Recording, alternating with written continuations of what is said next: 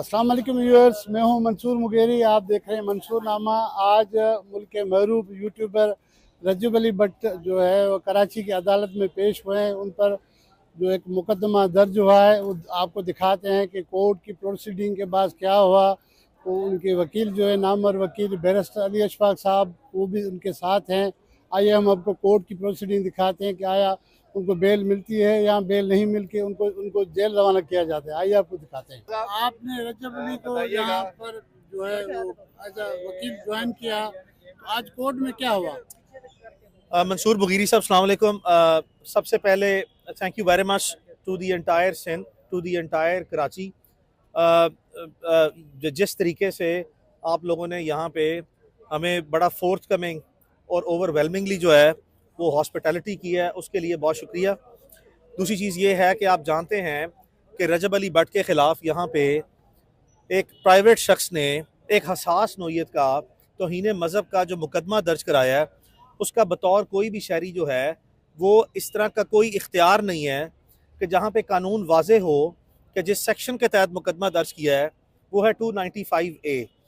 295A का जो मुकदमा है उसमें ये बड़ा वाज़े कानून है 196 CRPC code of criminal procedure के तहत कि कोई भी ऐसा मुकदमा फेडरल गवर्नमेंट या प्रोविंशियल गवर्नमेंट की जो सैंक्शन है या अथॉरिटी है या ऑर्डर है उसके बगैर दर्ज नहीं हो सकता।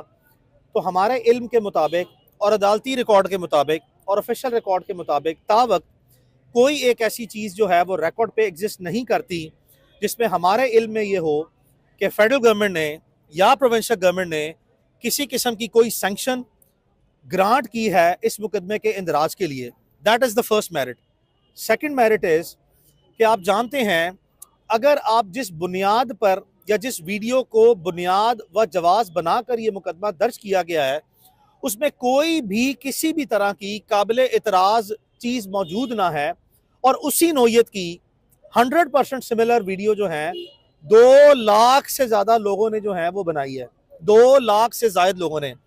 अगर आप उसकी विजिबल रिप्रेजेंटेशन देखें या उस वीडियो का कंटेंट देखें तो it is a silent content जिसके ऊपर अगर किसी वीडियो एडिटर ने एक या एक से ज़ायद मालूम या नामालूम ने कोई वॉइस या इमोजी ऐड की है या उसके ऊपर कोई वॉइस ओवर कोई फ़नी इमोजी ऐड की है उससे भी किसी भी तरह कोई ऐसी कोई विजिबल रिप्रेजेंटेशन या इंप्रेशन अवेलेबल नहीं है कि खुदा न खास्ता इसको रिलीजियसली किसी भी तरह से किसी भी एंगल से रिडिक्यूल करने की कोई अटेम्प्ट जो है वो ली गई हो। ऐसी कोई चीज़ एग्जिस्ट नहीं करती।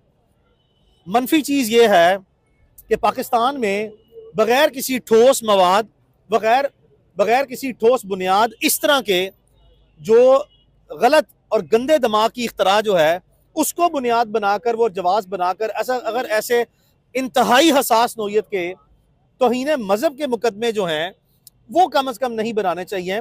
अगर किसी शख्स ने कोई शख्स समझता है कि कोई बाज़ाब्ता तौर पर इस्लामी असूल व शरई कवानीन की बुनियाद पर अगर किसी ने बहुत ही वाज़े तौर पर कोई ऐसे अल्फाज कहे या कोई ऐसा इक़दाम किया जो कि किसी भी तरह किसी भी सेक्ट और किसी भी रिलीजन की कोई भी तौहीन कंसिडर की जा सकती है, उस पर भी हमारे उलमा की वाज़े राय लेने के बाद और जो प्रोविंशियल गवर्नमेंट्स हैं इनके मुत्तहिदा उलमा बोर्ड जो है वो एक फोरम है जिसमें इस तरह के तमाम मामलात जो हैं वो ज़ेरे बहस आते हैं। उस पर by all possible means Islamic teachings और प्रीचिंग्स की बेसिस पे कॉम्प्रीहेंसिव डेलिब्रेशन करने के बाद जो है वो ये तयन किया जाता है कि क्या कोई ऐसी चीज़ खिलाफ मज़हब या किसी भी सेक्ट की कोई भी तौहीन या कंटेम्प्ट इसमें अवेलेबल है, तो फिर जो है उन शरई जो रिलीजियस ओपिनियन है उसको बुनियाद बनाकर गवर्नमेंट जो है वो सैंक्शन जो है वो देती है। इस केस में सरकार की जानिब से कोई इजाज़त दी गई थी?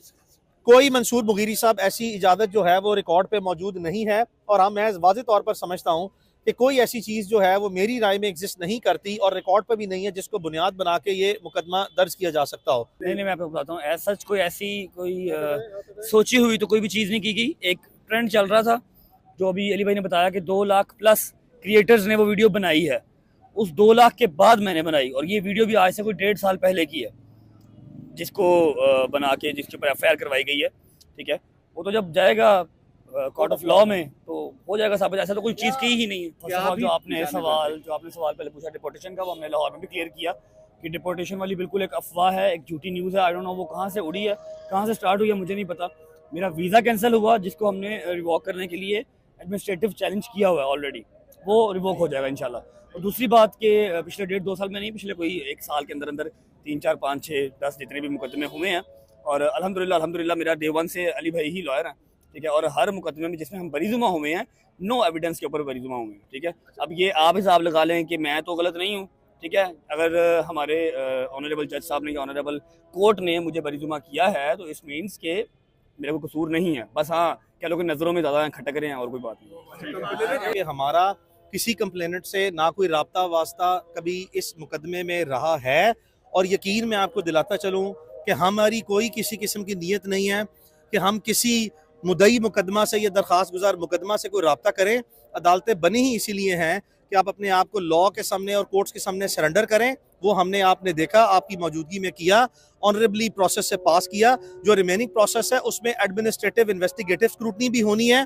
और दूसरी बात ये, उसमें कोई ना कोई अगर गवर्नमेंट मुनासिब समझेगी कि अगर उन्होंने सैंक्शन देनी है, और वो भी समझते हैं कि किसी प्राइवेट शिकायत गुजार की दरख्वास्त में कोई वजन या कोई सरकार के रजिस्टर में किसी शिकायत का दर्ज होना कोई चार्जशीट नहीं होती, वो सिर्फ शिकायत का इंदराज होता है सरकारी रिकॉर्ड की यादाश्त के लिए, जिसको हम FIR कहते हैं, इब्तदाई इतलाई रिपोर्ट। FIR इटसेल्फ कोई चार्जशीट नहीं होती, ये सिर्फ एक शिकायत का सरकार के रजिस्टर में इंदराज है।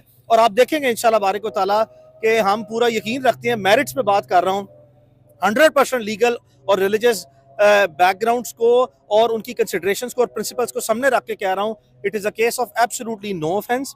इसमें कोई काबिल दस्तअंदाजी जुर्म जो है वो नहीं पाया जाता। और इंशाल्लाह ये मुकदमा जो है वो हमारी इस्तदा यही है, अब अपने तफ्तीशी अफसरान से होगी और अपने जो गवर्नमेंट ऑफ सिंध के जिम्मेदारान हैं उनसे होगी। और अगर ये मुकदमा अदालत में मजीद जो है वो चला इन्वेस्टिगेशन के बाद, उनसे भी यही इस्तदा होगी। देखें, आप मटीरियल को चेंज नहीं कर सकते, फैक्ट्स को चेंज नहीं कर सकते, रिकॉर्ड को चेंज नहीं कर सकते।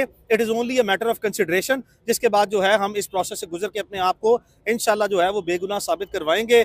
और हमारा किसी शख्स से, किसी भी बैकग्राउंड के लोग से कोई ताल्लुक वास्ता हम किसी भी कंप्लेनेंट से ना हमने माजी में रखा है, और ना ही हम जो है वो इस तरह के कॉम्प्रोमाइज़ पे जो है वो डील करते हैं। व्यूअर्स, नामर जो यूट्यूबर हैं रजब अली भट्ट, उनको कराची की अदालत ने बेल दे दी है। ज़मानत 1 लाख मुचलके के एवज उनकी ज़मानत मंजूर की गई है। उनके वकील मियाँ अली अशफाक ने जो दलाइल दिए, जज साहब ने उस पर कोई आर्गूमेंट नहीं किया, उनकी बेल मंजूर कर दी, 1 लाख की ज़मानत हो गई है।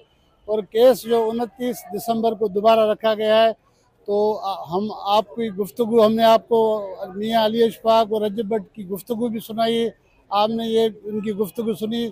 हम हर पेशी पे कोशिश करेंगे कि रजब अली भट्ट के ख़िलाफ़ जो मुकदमा हुआ है उसमें क्या कुछ हो रहा है, हम आपको दिखाते रहेंगे। हमारे यूट्यूब चैनल को देखते रहिए, मंसूरनामा को। जिस दोस्तों ने सब्सक्राइब नहीं किया है तो आज से सब्सक्राइब करना शुरू करें, तो इंशाल्लाह मिलेंगे। अल्लाह हाफ़िज़।